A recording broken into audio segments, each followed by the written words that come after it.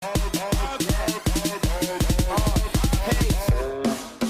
stepping in the club like where the fuck the party at? I'm stepping in the club like...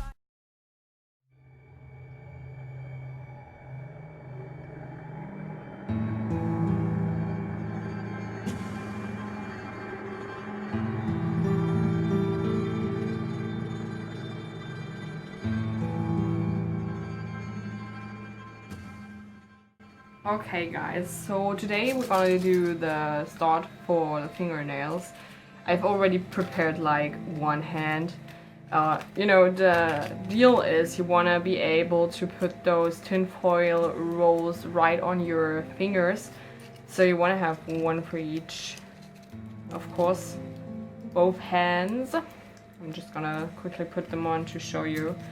So the deal is you wanna have the shape right and it also has to fit your individual fingers. So you want to make them a little bit pointed, so very sharp and also a little bit bent, if you can see. Yeah, that's what we are gonna do now. Okay, what you'll need is obviously a piece of tinfoil that will then fit your fingers. So now I'm going to do my left hand. Obviously you can also like just take the measurements of your other hand if that feels more comfortable to you. Okay, we're just gonna start with the thumb. You wanna first roll over the tinfoil just like once around your finger, just so you know how much tinfoil you need. And then once you know that, you can kind of cut off the rest like this, and you wanna make sure that it's very tight around the bottom of the thumb. And I always start like a little bit above the knuckle, because if you put it directly on your knuckle or underneath your knuckle, you won't be able to flex your fingers as well. So I'm just gonna go for above the knuckle. And once you have that, you want to grab around the base with your other fingers, so you have it kind of in a secure manner. You want to always have it thinner towards the front, but we're gonna cut this, so it's not really important if you do it right like this. You want to start twisting it from the top section and always continue downwards. So twist. Make sure when you look at it from above that it's a nice kind of gradient, and make sure that, you know, you have both sides the same length. So for me, I will cut it about right here, so you have a nice sharp kind of pointy tip that you can kind of point downwards a little. And they are roughly about the same size.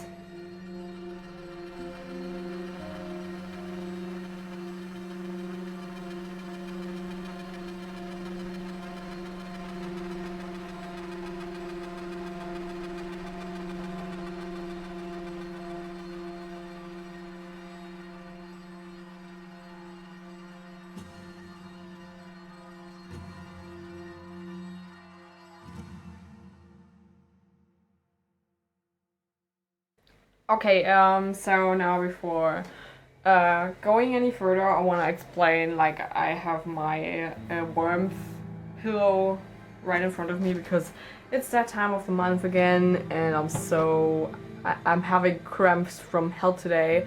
Now, when you have all your fingers prepared, you want to mix up a batch of latex paste. So what you're gonna do is you're gonna take your liquid latex, preferably the usual white kind, but it doesn't really matter, and just mix up.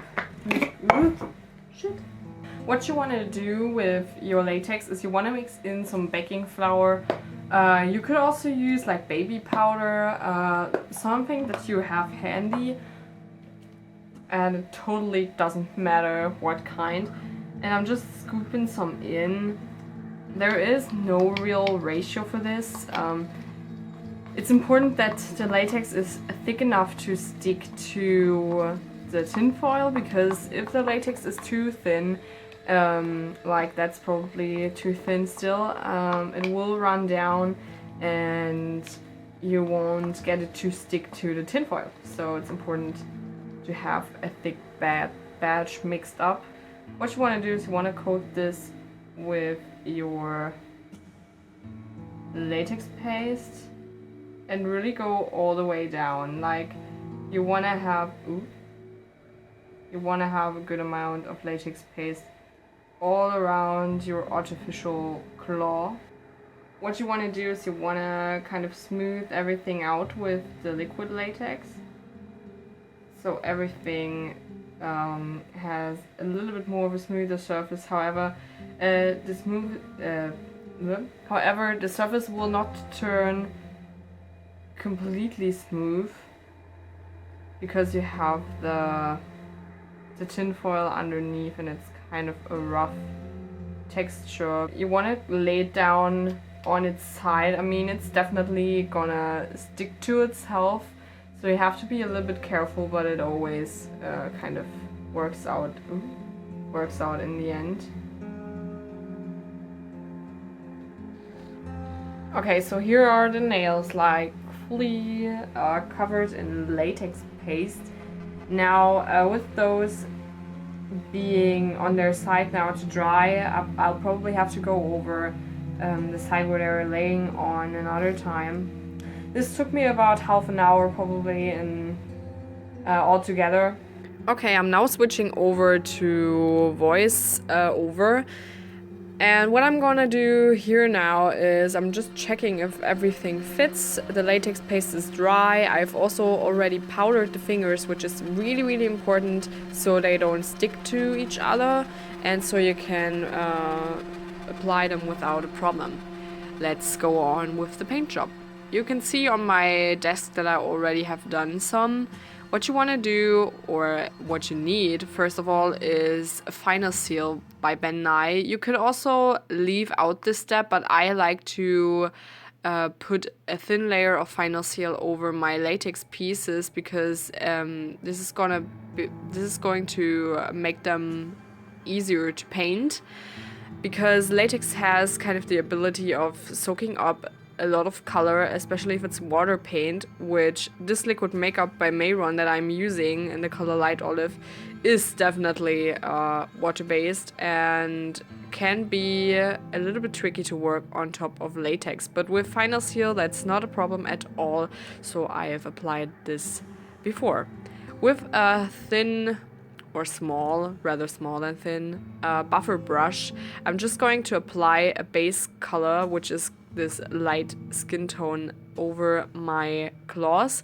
This is just to give everything a nice smooth surface with an even color payoff. Yes, you can see me dropping everything here. Yo, okay. Going on with painting, you wanna let this dry in between. This is very important because otherwise it won't be very easy to paint. Next thing you want to do is take a cream based makeup, a black. This is by Grimas, and then you also want to take some pigments, different colors, but all kind of in a warm color family. And you want to paint the tip of the nails or claws black, and then paint over the cream makeup with the pigments. To thin them down, I also used Final Seal, and I'm going to draw on little veins in copper, gold, and black with a red shimmer.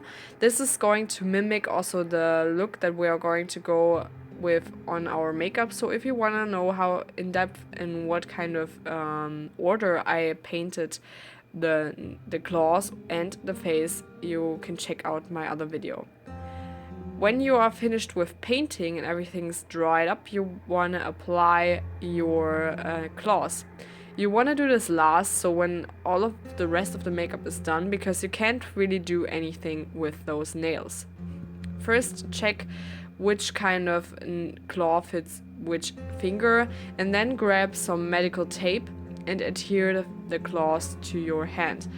I did the first hand on my own, but with the second hand I needed some help from my parents, so it kind of was a family activity, which was quite fun.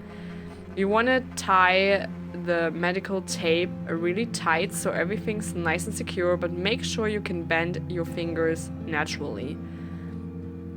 you don't have to worry about the tape being very obvious, because we're gonna put a layer of latex on top of everything once we are finished with applying everything to our liking. So you can see the struggle right here. I've tried to do it on my second hand, but with those fingers it's very, very hard to grab anything. You also want to be careful because the latex paste makes the tinfoil much more stable than it is, but it still isn't that stable. So if you want to wear this out, please be careful, because you can't, first of all, you can't go to the toilet alone. Secondly, you can't wash your hands. So if you want to do this for photos, that's cool, but I wouldn't recommend you wearing those a whole evening.